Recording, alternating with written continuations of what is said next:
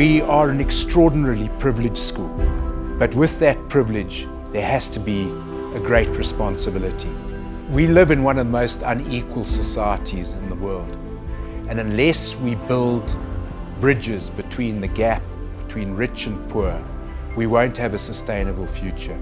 St. John's remains committed to being a world-class Christian school in and for Africa, and we are reliant on the generosity of people going forward in order to sustain that vision. Realema is the Isisuthu word which means to grow or to sow seeds. And that is exactly what we are doing at St. John's. We are growing young teachers so that they can qualify, gain the experience at St. John's, and then move on either into other independent schools or into state schools or back into their own communities in Orange Farm.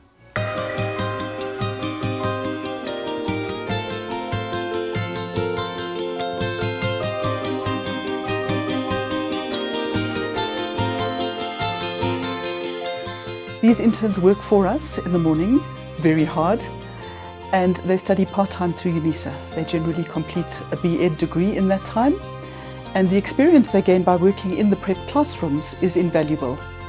At the end of their 4-year stay, they have experience that they wouldn't have gained in a full-time university situation, and we found that the interns moving out of that situation are welcomed by the schools where they move, because they bring a wealth of experience and their knowledge of all of the St. John's structures and expertise to those new schools. I chose teaching because I have a love for kids. The experience at St. John's was first overwhelming to me because they've got great facilities here which I didn't have at my school.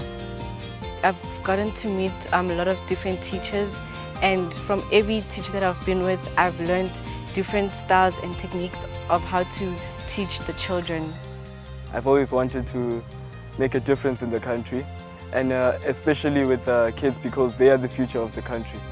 I'm looking forward to the future in terms of me being able to give back to my community and make sure that we produce more role models within the community so that we can be a united front and help push this country forward in the best way possible.